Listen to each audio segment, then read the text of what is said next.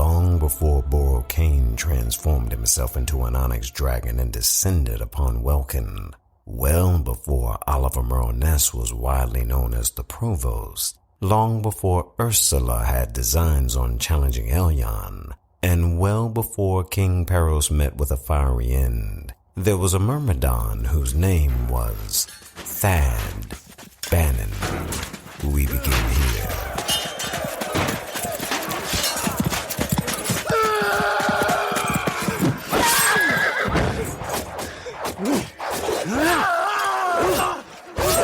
Where's Achilles?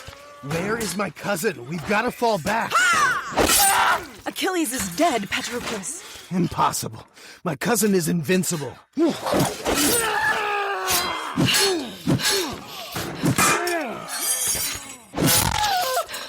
Apparently not. But, Myrmidons, do not run. Running? No. Tactically retreating? I think yes. The Myrmidons retreated to their ship that was docked on the shores near Troy. As soon as they had boarded, they began sailing back towards Greece. Once they were far enough away from danger, they assessed the situation. What happened?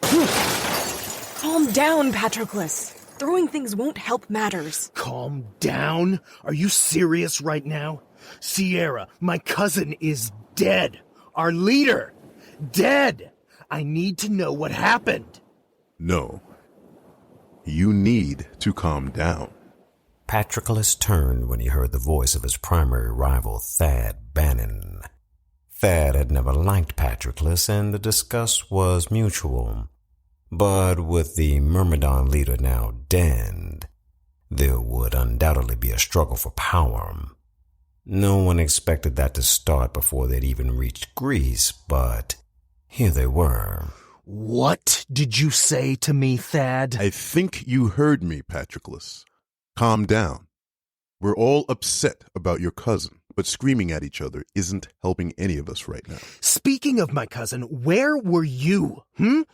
You're his first lieutenant.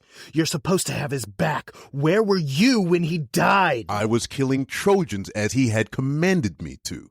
I warned him not to go into the palace alone, but Achilles does whatever Achilles wants to do. Or at least he did. Do we know how he died? An arrow through his heel. I believe Hector's brother shot him. Paris? The sycophant who caused this entire problem in the first place? I have half a mind to go back to Troy and kill him myself. That is certainly your prerogative, but if you do, you'll do so as a swimmer. Our ship is going home to Greece. We'll bury our comrade and discuss next steps for the Myrmidons once we arrive on friendlier shores. With that, Thad walked away. Patroclus stared at him with fire in his eyes.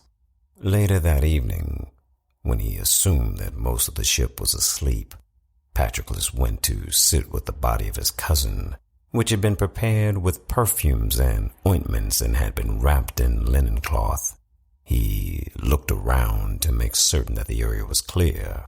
Once he had surmised that it was, he began cutting away the linen cloth, not at all surprised to find his cousin's armor still on his body. It was long believed by warriors that they needed 3 things when they passed on to Elysium: a sword on their hip, armor on their back, and coins for the ferryman. Once the linen cloth had been entirely removed, Patroclus began removing his cousin's armor piece by piece. As soon as he had stripped him completely, he began removing his own armor and putting on the armor of Achilles. What do you think you're doing? You need to remove that armor before I peel it off of your dead corpse. Oh, do you mean the same way I peeled it off his dead corpse just now? Your cousin isn't dead a fortnight, and you already mock him? And why can I mock him, Thad? Why can I peel his armor off of his body and suffer no repercussions? Because you let him die. What is going on in here? Patroclus, what are you doing? Ladies, I am doing what my cousin wanted me to do. I am taking his place as the leader of the Myrmidons, effective immediately. Alien Speared, have you completely lost your mind, Patroclus? You don't just decide to become the Myrmidon leader. We vote on such things, or have you forgotten that fact? Vote all you like. Who else is more entitled to take over for Achilles than me? I'm his blood. He was my cousin. I trained with him. We all trained with him. And unlike you, we all fought with him. I fought with him too. Patroclus, if I had a denarius for every time Achilles told you to stay on the boat. Well, you don't need to worry about that now. I am taking my cousin's armor, and I'm taking my cousin's name. Going forward, I will be known as Achilles. Over my dead body you will. That can be arranged. Everybody stand down. I've heard enough. Patroclus, I'm going to chalk your delusional behavior up to grief. Now please, take off Achilles' armor, rewrap his body, and go back to your quarters. When the first light of morning ignites the waters, we can discuss roles going forward. I suggest we table the matter for now. And I suggest you arm yourself, Thad Bannon, or die by the hand of the new leader of the Myrmidons.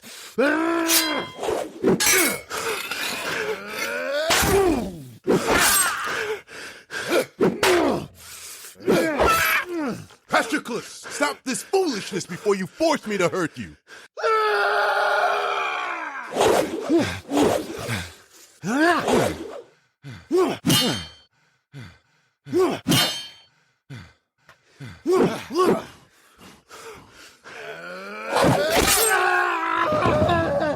Oh, I'm blind. I can't see. Somebody help me. I can't see anything. My eyes. I'm not saying he didn't deserve that. But geez, Thad, you could have just disarmed him. A man cannot strike what a man cannot see. This was his cousin. No, this was a man who had lost whatever was left of his common sense. And his relation to Achilles is the only reason I haven't ended his life. Ending it would be a mercy to both him as well as my ears. Shut up already, Patroclus. We get it, you're blind. Shut up. What are we going to do with him? There's a man that I know of who resides in Upper Centurion called 1,000 Years. Is he that old? He may be older, actually. At any rate, the man is a healer, or so I'm told. Once Patroclus has calmed down, I'll visit 1,000 Years and request healing for him. What do we do with him in the meanwhile? Bandage his eyes and keep this quiet. The men loved Achilles. This might not go over well with the other Myrmidons. Most importantly, strip Achilles' armor off of him and put it back on Achilles. Poor guy is running around Elysium without his clothes. Kumara and Sierra did as Thad asked. However, they each knew that things had changed drastically. The tensions between Achilles' first lieutenant and his first cousin were nothing new, but they had never actually fought one another before. Healing or not, Patroclus had been completely embarrassed by Thad. There would be retaliation at some point. A few days later, Thad saddled his horse and prepared to make way to Upper Centurion. Are you sure about this? What do you mean? I mean that Patroclus attacked you with malicious intent. Why not let him rot? Blindness is a mercy as far as I'm concerned. And that, my friend, is why you cannot lead us. What do you mean? He attacked you as his enemy, and now you're running off to seek healing for him? What kind of sense does any of that make? The kind that Elion would be proud of. Any man could do good for his friends, right? But what does it say about a man who would show love to his enemy? It says he's an idiot. Be safe, and Godspeed, my friend. Thad Bannon rode for several days, stopping only to give his horse rest before continuing towards his goal.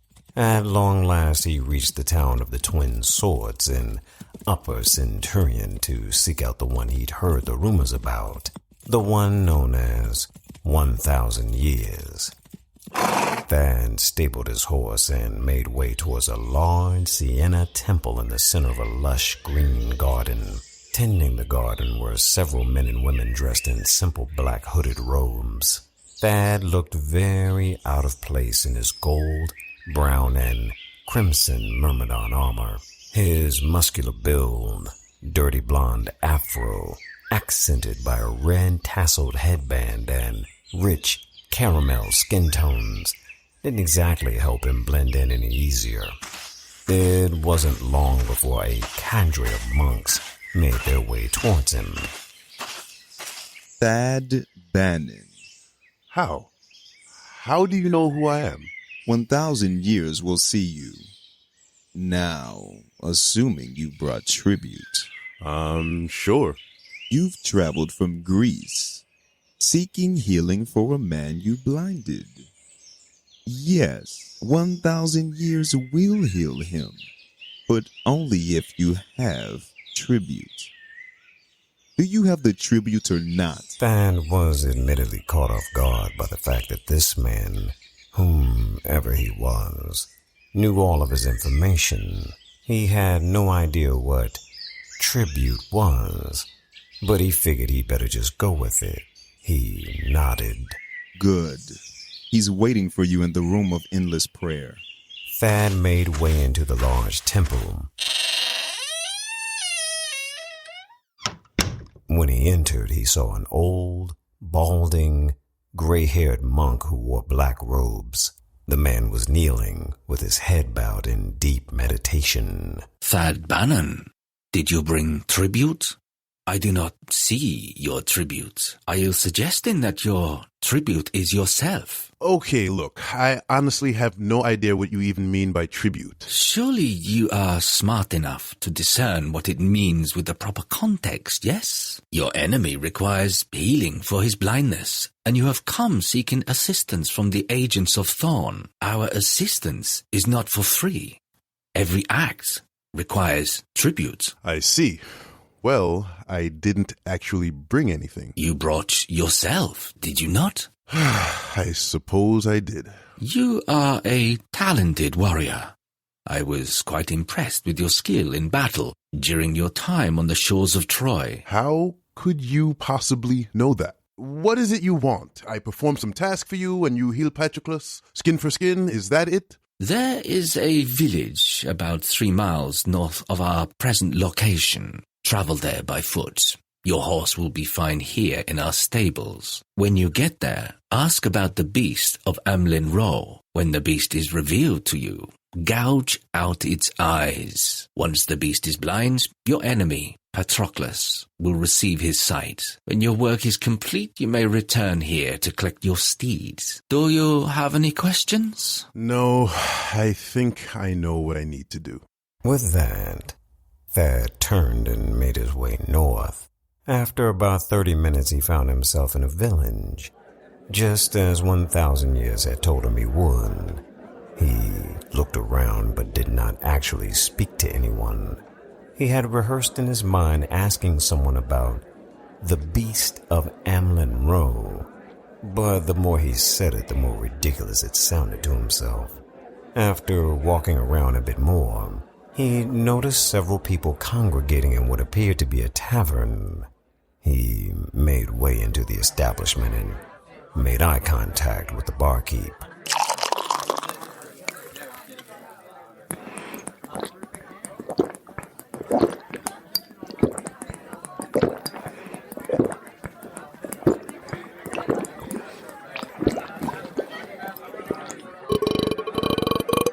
What can I get you, Blondie? What are you serving? Menus on the wall, honey. What's in the Beast of Amlin Row? What did you say? The Beast of Amlin Row, the 7th drink on the list. I'll have one of those. Come with me.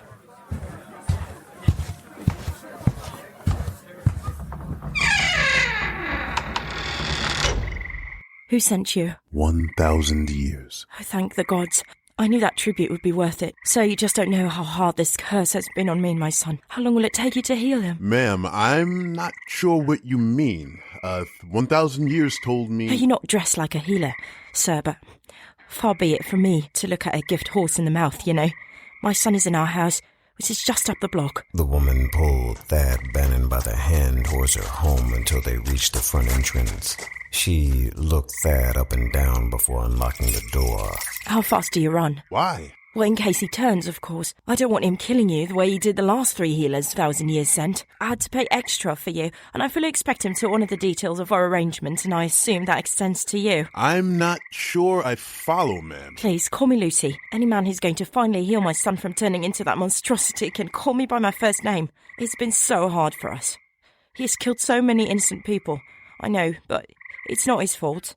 My baby was cursed by one of those awful mages. I'm certain of it. He can't control himself. When this is over, I expect your silence. Understood? I certainly paid enough for it. That's my son's room. In there. Go on in. The last 3 monks tried healing him by touching his forehead. Since they all gotten eaten by him, I would highly recommend a different tactic. Thad walked carefully into the room and almost fell to his knees when he saw a boy, no more than 8 years old, resting in his bed. The horror could not be easily hidden in his face. He had, because of this woman's advanced age, assumed her son was an adult. Somehow, doing this to an adult seemed okay to him, morally speaking, but not an 8-year-old boy. He looked back at Lucy, who smiled and urged him on with a few nods. He then looked down at the young, seemingly innocent boy as he slept. He then turned and started walking out of the house. Lucy grabbed him by the arm. What are you doing? You have to heal my son. I paid my tribute. He is a boy. I can't gouge out the eyes of a boy. What do you mean? Gouge out his eyes? I said don't touch his head, any part of it, especially his eyes. That is what 1,000 years sent me here to do, and I'm sorry, ma'am, I can't do it. I mean, suppose he's wrong. That boy will be blind for the rest of his life. I can't have that on my conscience. I'm leaving. You're not going anywhere until I feast on your soul. Thad watched as Lucy's son began transforming into a beast the size of 6 men. When he completed his transformation, he had scaly blue skin, bulging muscles, and razor-sharp horns protruding from his back and shoulders. His face was like a lizard, but his eyelids were like bat wings. His teeth were the size of a man's arm, sharp and poised to do damage.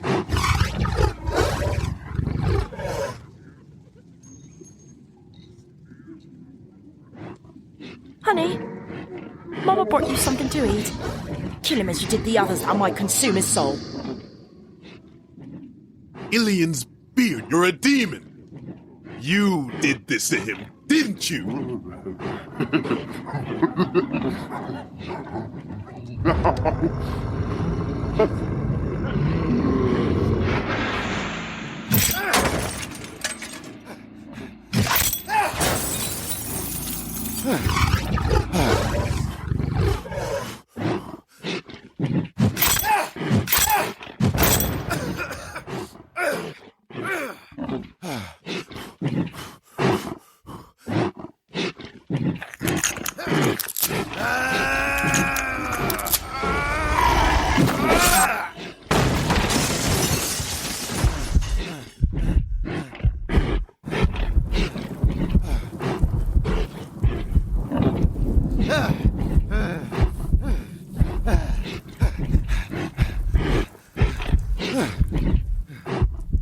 Elion, if your servant has been pleasing to you, I beg you now, grant me the power to gently deal with the boy and deal harshly with the demon who did this to him.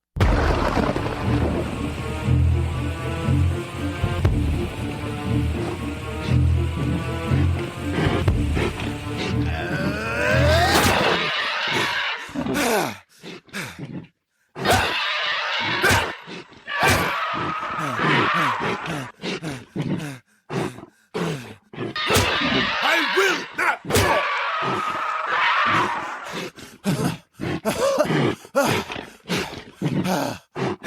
You cannot strike what you cannot see.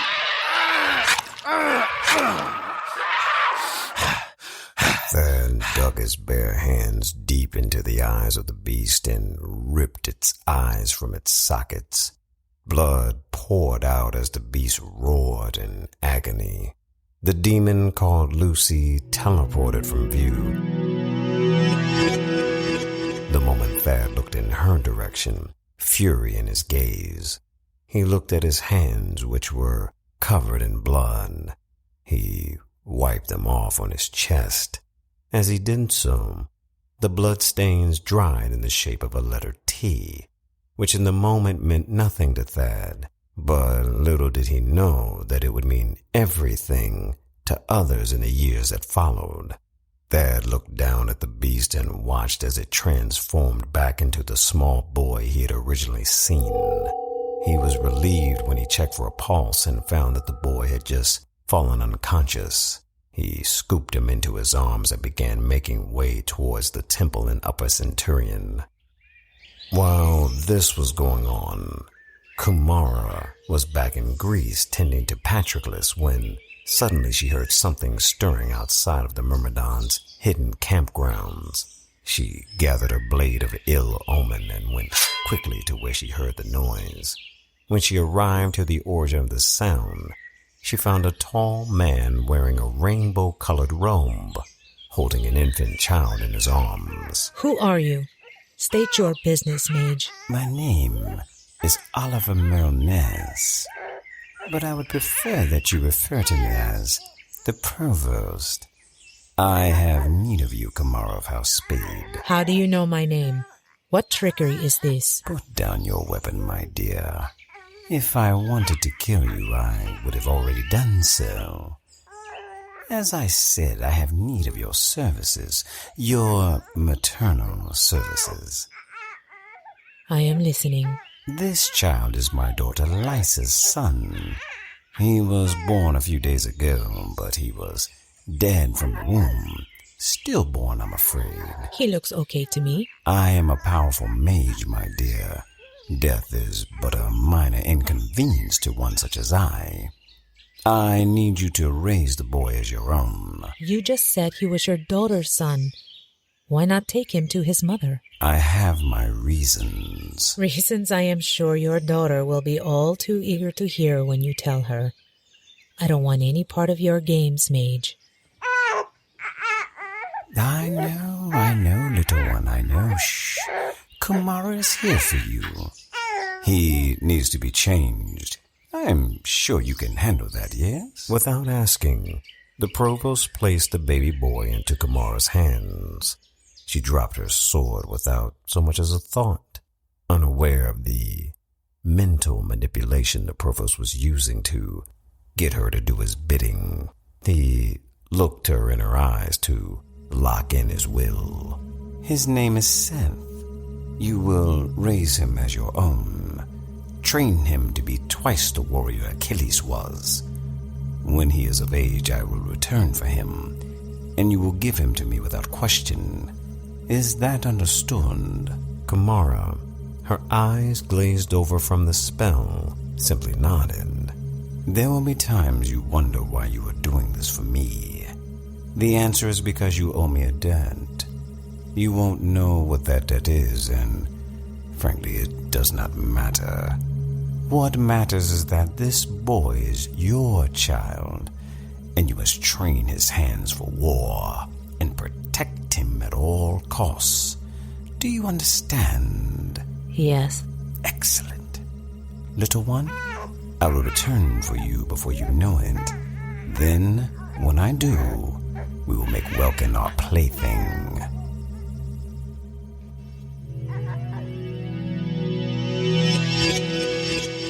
Then, the provost vanished.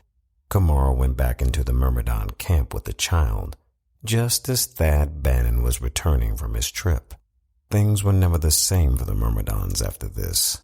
Patroclus held on to bitterness over the events from the return trip from Troy, despite his restored vision. Thad Bannon left the Myrmidons a few months later, due in large part to Patroclus, but also because he could never quite forgive himself for what he had done to the boy he had been tricked into blinding. He went into deep seclusion and has not been seen since. Kumara took a third of the Myrmidons, those faithful to Achilles, and formed their own group. Patroclus took his cousin's armor and took on the name Achilles, leading the Myrmidons who remained faithful to him. Over time, word about the beast of Amlin Row began spreading across the realm. Did you hear about the man who killed the beast of Amlin Row? He had a blood-stained T on his chest, they said. Years later, the bards got a hold of it, and the phrase, "the man who killed the beast of Amlin Row," was too difficult to put to song. So they shortened the song title to "The Tale of Thamlin Row," and just a few years after that, Kumara of House Spade heard someone say the words, "Have you heard the legend of Thad Bannon, the Thamro?" And a clan